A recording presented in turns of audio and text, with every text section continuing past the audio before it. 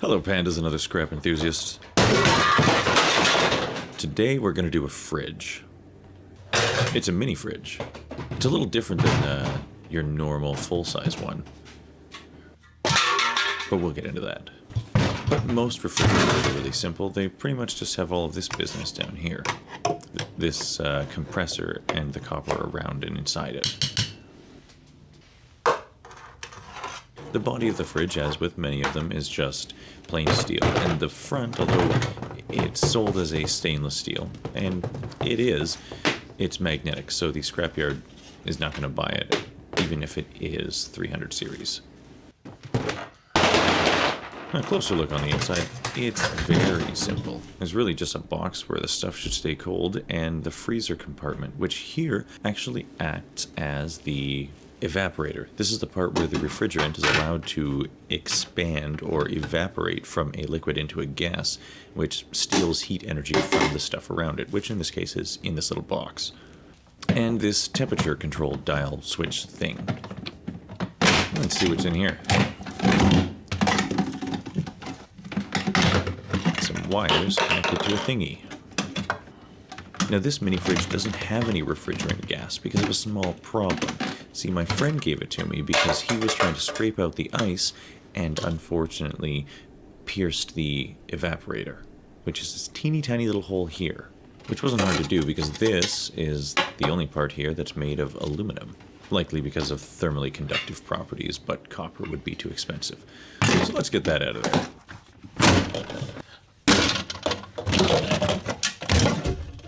That's pretty much everything on the front side, so let's go back to the back.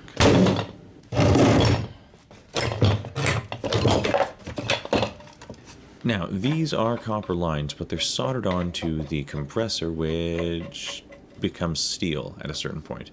So we're going to chop those off, but the sparks mean there's steel, so we want to chop it off where there's no sparks. Nice and easy. We'll undo the rest of the bits, like scrap professionals.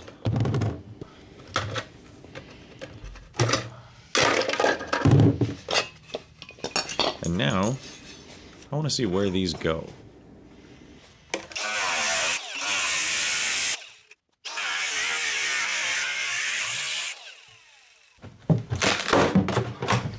And this is where I ran into a bit of a surprise.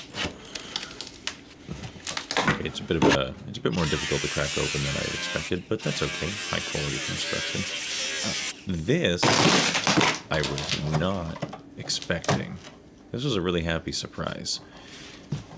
See, I thought this copper line was just going to go in, but no, it runs all the way coiled around the side of the fridge, which solves the mystery of the missing condenser. See, I think all of these extra lines running up and down both sides of this mini refrigerator are acting as the condenser. So instead of the grill that's on the back, this is where the refrigerant gas is compressed down into its liquid form again, which forces it to release its heat energy that it just stole from everything inside the fridge, which is why there's thermally conductive tape holding it to the outside of the fridge. This is already way more copper than I was expecting to find in this thing, so we might as well get all of it.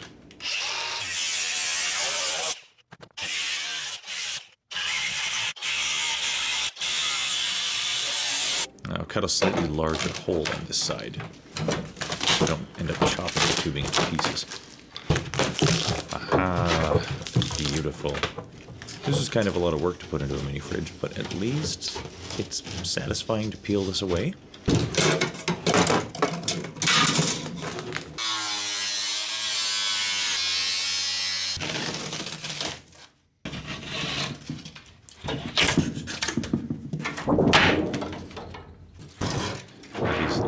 Ones here. Let's find where they go.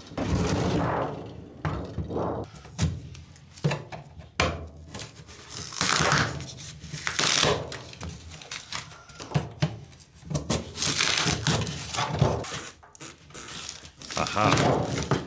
That's what I was expecting to see. This copper line stops right there and turns into an aluminum line. Like that's where I'm going to stop. And there are all of our goodies. Well, the steel is goodies too, but our non-ferrous goodies.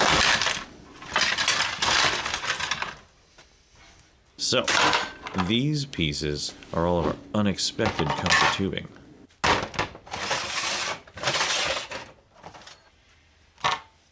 And then there is the amount of copper that we were expecting to find, as well as a little lump of aluminum. But, wow, this stuff is so...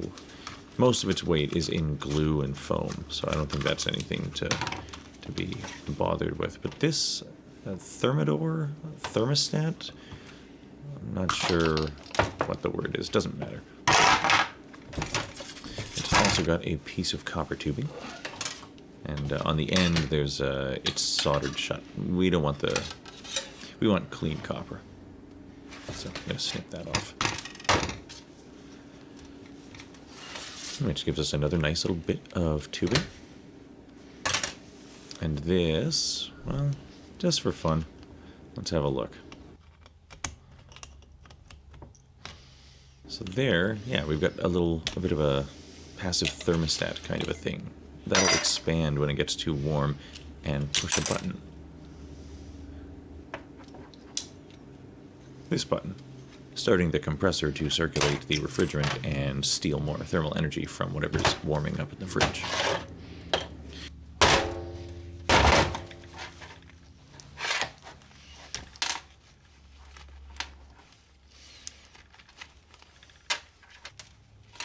Inside here we've just got a bunch of smaller little bits of brass, and attached to those bits of brass are, of course, silver contacts. Now that's silver cadmium, so we're not going to go melting those just on their own. That's toxic. But we are going to add them to the stash along with these little bits of brass. Now here, where the magic happens, the business end.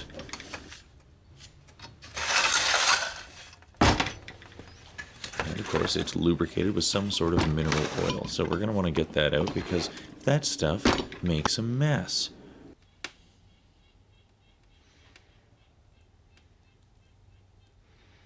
And once we've released all of that, we can get right inside this thing. Of course, I have cracked open many of these recently even, so if anybody is curious to know more, I will link those in the description. For this one, we're just going to do a speed round. Now that the copper-looking tubing, well, it's not. You can tell with a magnet. But the rest of this thing, those windings are copper. I did check before I put the effort in. If we found out they were aluminum, well, we would stop right there. But thankfully, they're not. So, we're going to slice off one end. There's many different ways to do this, but right now, this is what I find easiest, because this one's nice and small. So it comes out real easy. And then if you were just going to take these in like this, I wouldn't bother taking the string off. But if you find the right end, it is kind of satisfying. It's like unraveling a sweater by pulling a single thread.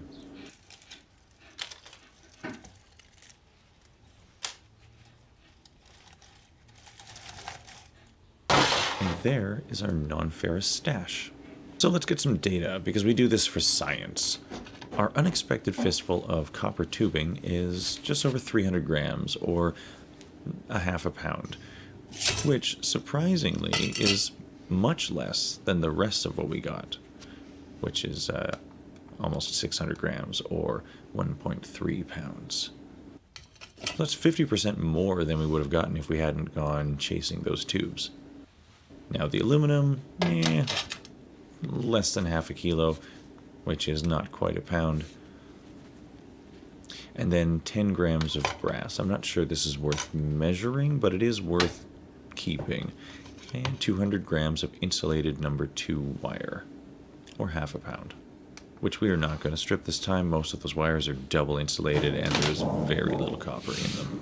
And then, of course, the steel. 17 kilos, or 38.5 pounds of tin shred. Now, the fun part. This is definitely too much copper to use the torch.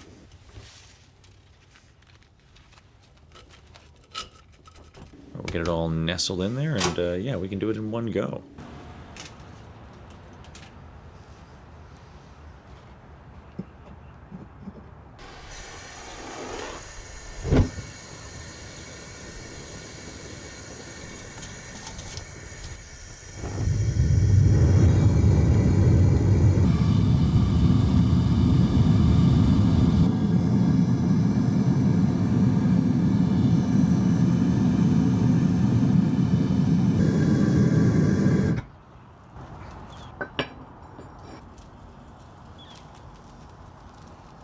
Now, thankfully, this melt and pour was more or less uneventful.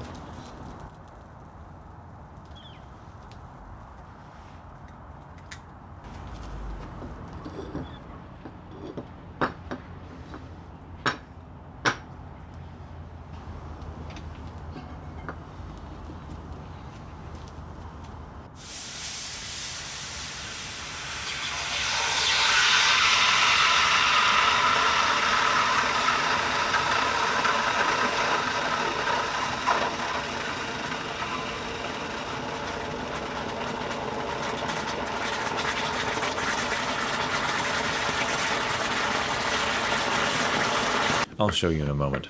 Just gotta do some finishing touches.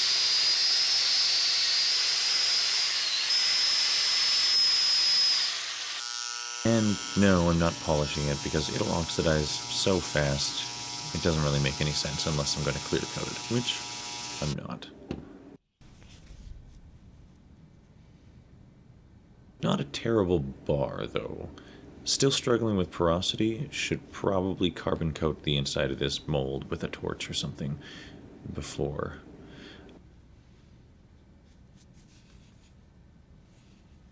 And this was the one event, the fun surprise. Some of you may already know what this is, but I pulled that out of the melted copper. I didn't recognize it at first, but then I remembered this little device from earlier. See, this part of the copper, this is a drying tube. It's got a substrate in there, a porous fill that is basically like a desiccant pack in a pair of shoes. Thankfully, it's not flammable, so it was easy to pull out and didn't spoil our melt, which came out to a total of 850 grams, or just shy of 2 pounds. And that's more than I was expecting, but that's what you get from this mini fridge. I'll probably be taking a closer look from now on at fridges that don't have a condenser grill mounted on the back. Thanks for watching. Like, subscribe, see you on the next one. Leave it better than you found it. Keep doing the thing.